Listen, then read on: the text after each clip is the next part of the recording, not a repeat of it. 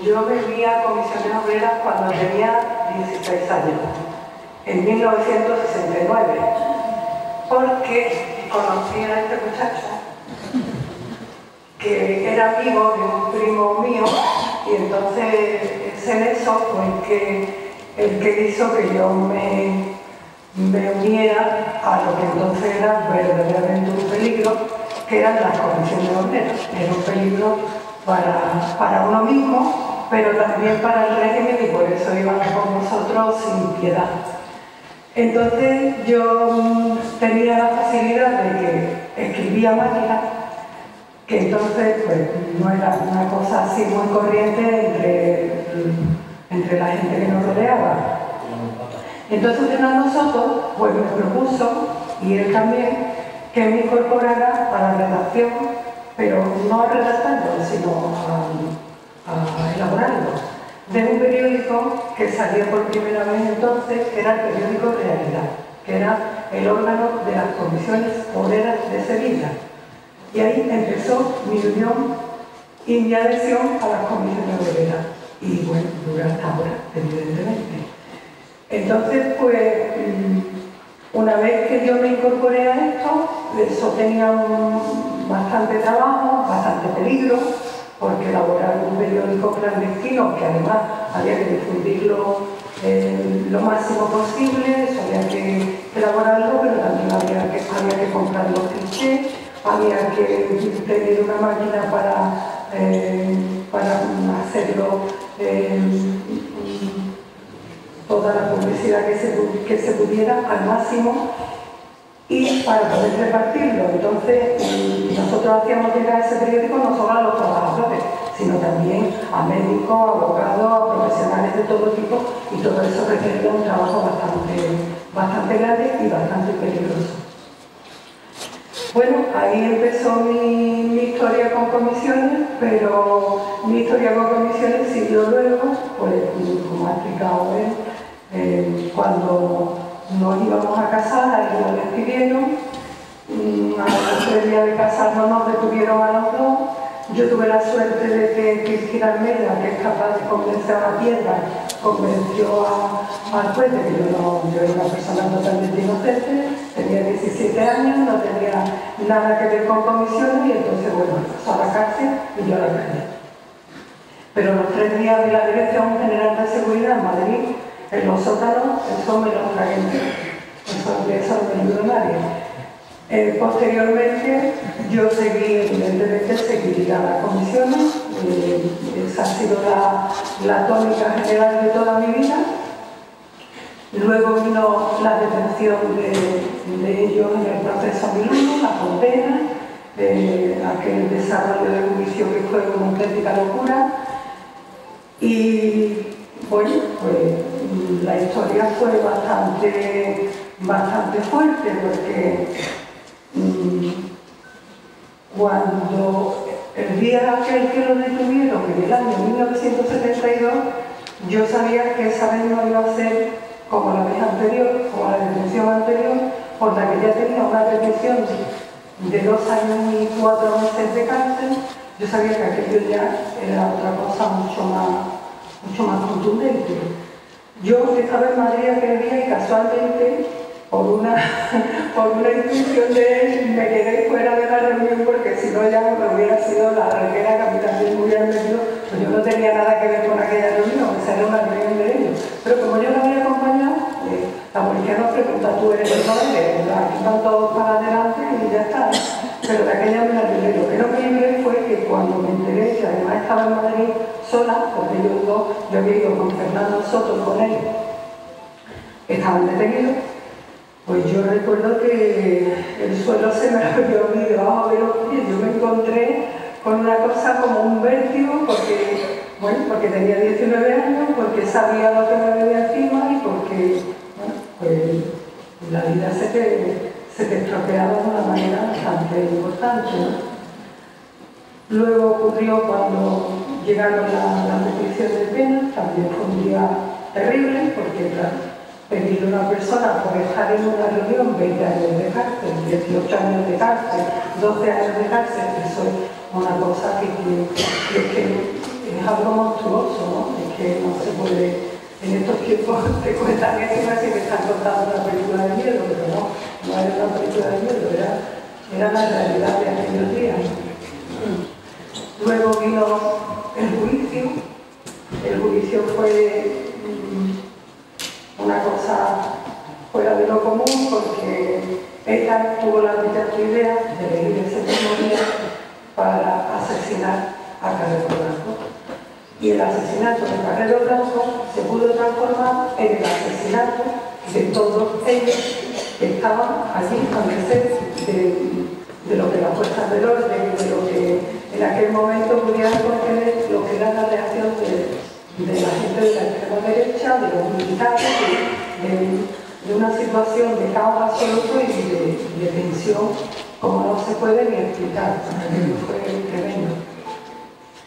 Nosotros estábamos con una cantidad de personas grandísimas en la puerta del juzgado, cuando iba a empezar el juicio el 20 de diciembre, y de repente nos enteramos de lo de Carrero y de repente miramos y no había nadie de los cientos y cientos de personas que había en la cola para entrar en la sala, no había nadie, solamente habíamos quedado las familias, porque allí habían dado una cantidad de palos enormes, aquello lo habían disuelto de mala manera, a pesar de que allí había periodistas extranjeros, observadores internacionales, pero bueno, no tuvieron compasión. Y a nosotras nos vinieron a decir que no fuéramos también.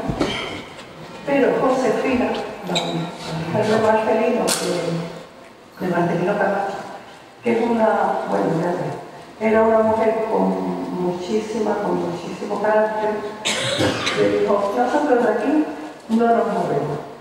Estamos esperando que nuestros abogados nos informen qué pasa con nuestros familiares y de aquí no nos movemos. O sea que nosotros si vamos a correr exactamente la misma suerte que corran ellos.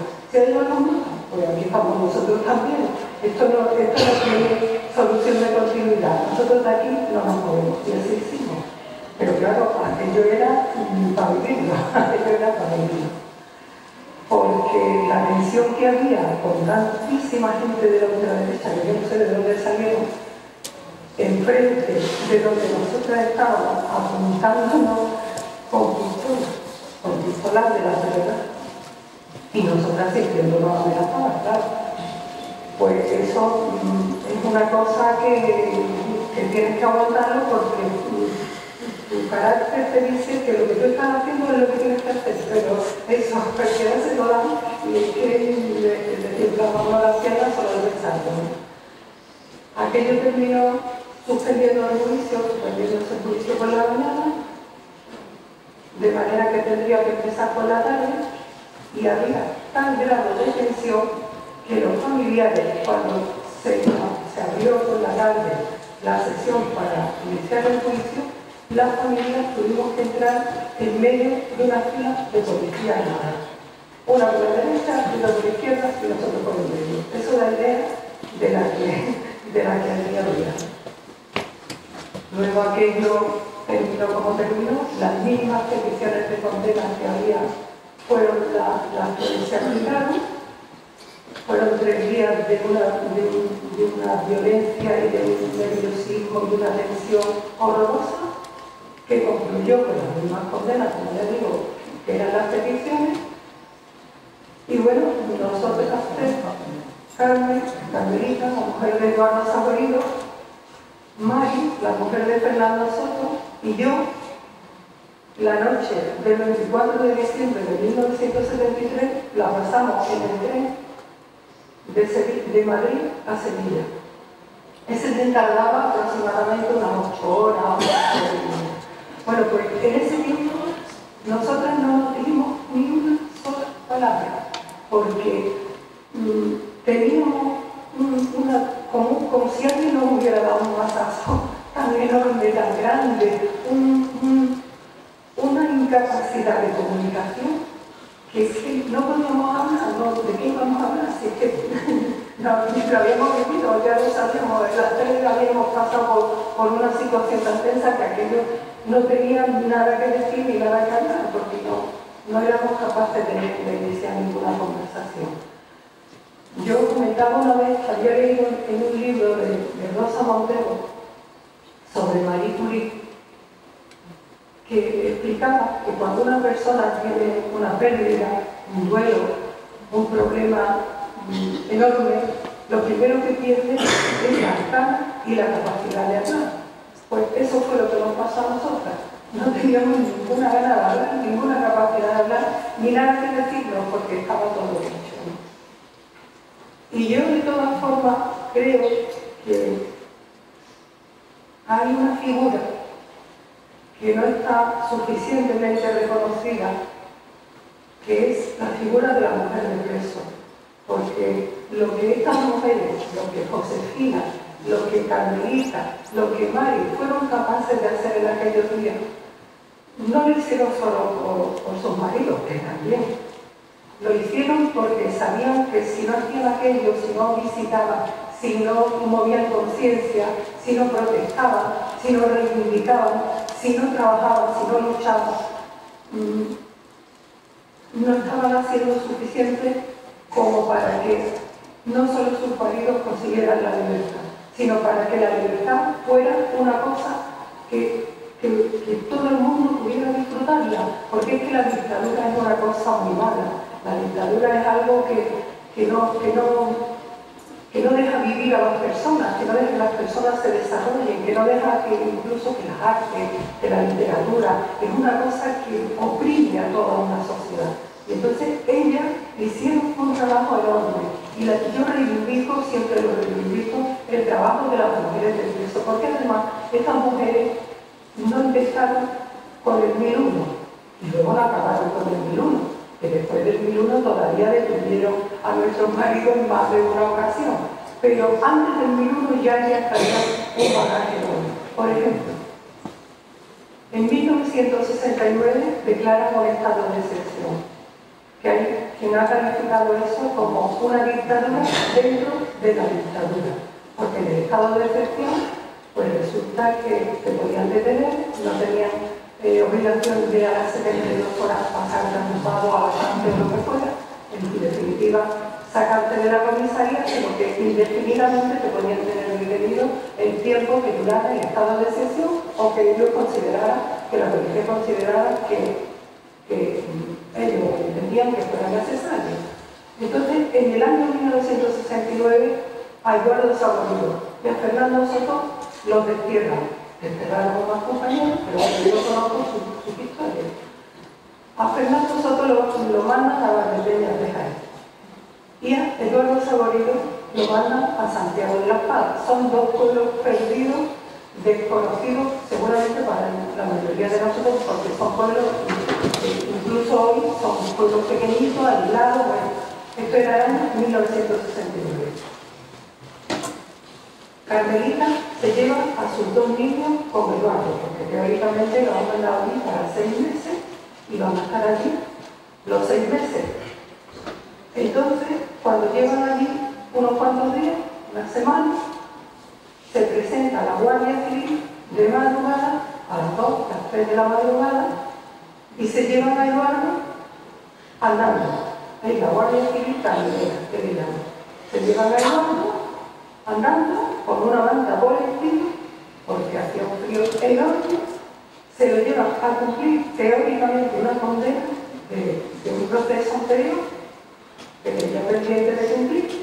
Y entonces Carmelita se queda allí con sus dos niños, con Pili, que tenía 4 años, y con Eduardo, que tenía 3. Y la Guardia Civil ni siquiera le dice por qué se lo lleva. Y ella no sabe si se lo lleva a la cárcel, si lo van a dejar tirado en una cuneta o a dónde se lo lleva. Y a Eduardo se lo llevan andando. Ni siquiera traen coche para llevárselo. Se lo llevan andando por una carretera a las 3 o las 4 de la madrugada con un frío tremendo, parando coche para que lo acerquen al sitio donde teóricamente la Guardia Civil tenía que depositar a Eduardo. Entonces, yo creo que estas mujeres que han sido tan luchadoras, que han sido tan trabajadoras, porque no han tenido pereza para moverse, para ir a los sitios, a pesar de que cada una tenía 3 niños pequeños, y tenían que cuidar de ellos, y tenían que hacer de padre y de madre porque sus maridos estaban encarcelados, porque sus maridos habían sido despedidos, porque sus maridos no estaban. Entonces, yo creo que estas mujeres tienen que tener en algún momento un reconocimiento, porque estamos reconociendo continuamente, o por lo menos de vez en cuando, a las personas que estuvieron despedidas, que estuvieron en la cárcel, que estuvieron condenadas. Pero estas mujeres pocas veces se les reconoce lo que hicieron. Hicieron mucho, fueron muy trabajadoras, lucharon mucho no solamente por sus maridos, sino por las libertades. Y yo personalmente, siempre que tenga ocasión, voy a pedir para ellas un reconocimiento.